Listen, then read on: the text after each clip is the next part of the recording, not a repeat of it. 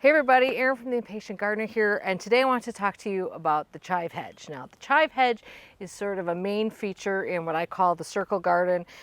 Basically, I have chives that outline every segment of this garden, and I need to do just a little bit of repair work on it. Generally speaking, this is extremely low maintenance.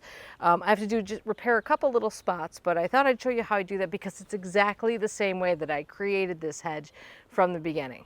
Before we get into chive hedging, I just want to say thank you to the sponsor of today's video, Skillshare. So by now you know that Skillshare is this great online learning community that has thousands of inspiring classes for creative and curious people.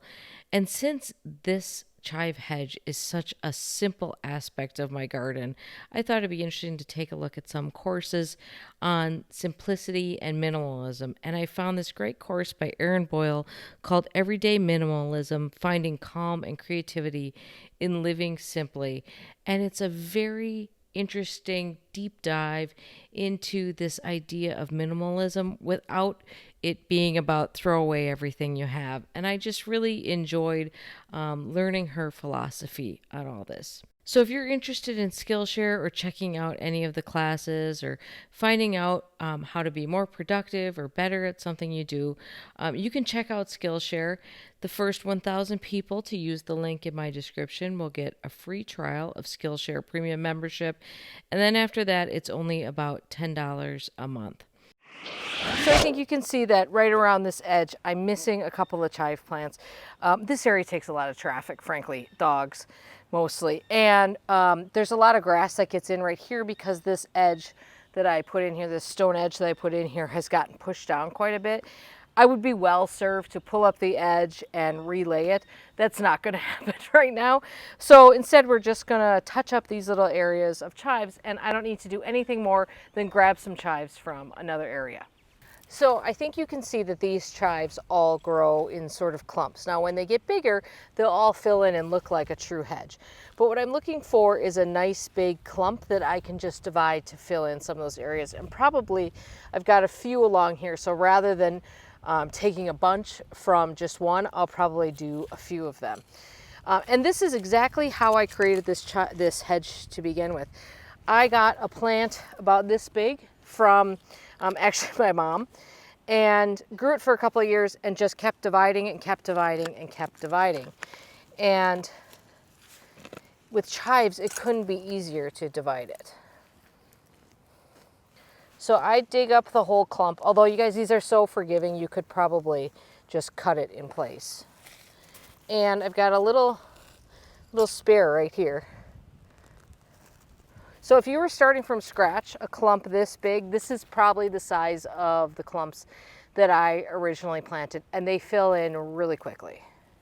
So all you want to do is get in there and you can do this about a million different ways. You could pry it apart. I just cut it apart, stick a trowel or a shovel, whatever you have in there. And that's a good sized clump to go right back in this hole, which I will do.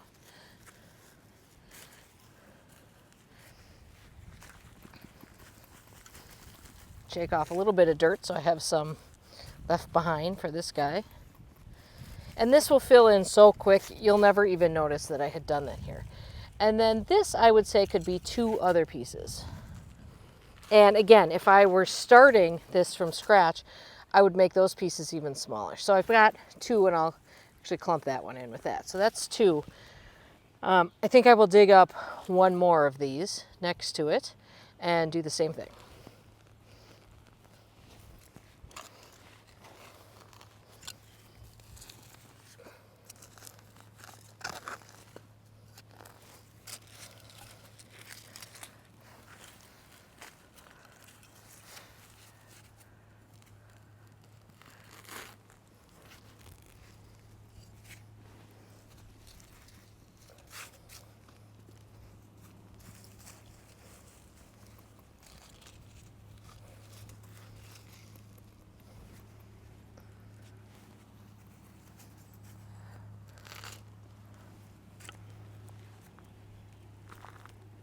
Okay, so now I've got my transplants, and it's as simple as just popping them in.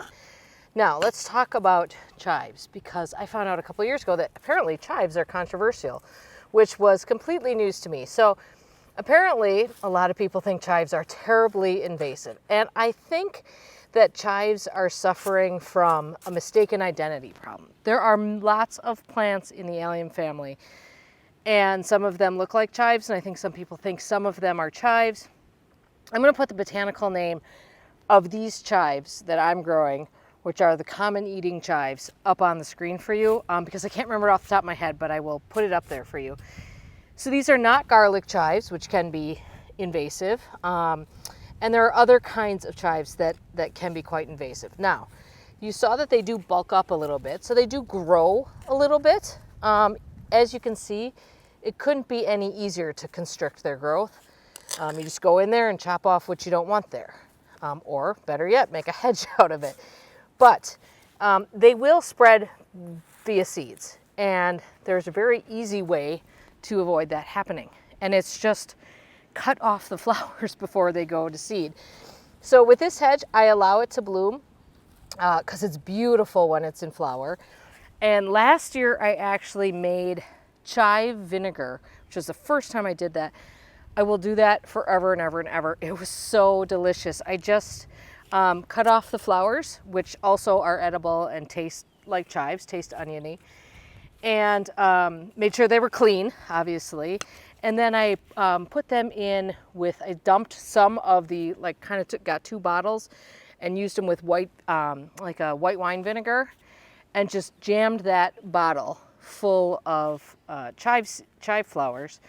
It turned the most beautiful pink, and it was the best vinegar on salads. It was so incredibly delicious. So that's what I do with those. If I weren't doing that, I would still cut the flowers off before they go to seed.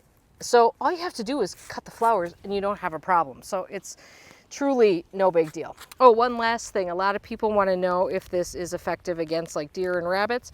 I think it actually does help a little bit with rabbits. Deer could care less about it. So anyway, all there is to do here is clean up my edge, water this in, and these will go. Now, once they get a little floppy, I do chop the entire thing down, put it all in the compost, makes great compost. It will come back, cut it down. It comes back in about, it's back to full flush in about 3 weeks. It will go again, it might flop again. I might cut it a second time. And I do try to save some chives. Chives freeze really, really well. So if you cut them, clean them, and then chop them up, pre-chop them, and then throw them in the freezer, they're great on a baked potato or in a soup or whatever you might use them for. Okay, so that's the chive hedge, you guys. It couldn't be any easier, and it's another way to blur that line between edible and ornamental. These are both, and I love it. I think it's really fun and different, and certainly a conversation piece. All right, I hope that was helpful to you. If it was, give this video a like. Please subscribe if you would like, and I'm sure if you do that, you will see these guys in full flower in, I don't know, a couple months, month maybe, something like that. I don't really pay that close attention to when it flowers the first time, but it does start looking really good very soon. All right, have a great day in your garden. We'll see you soon.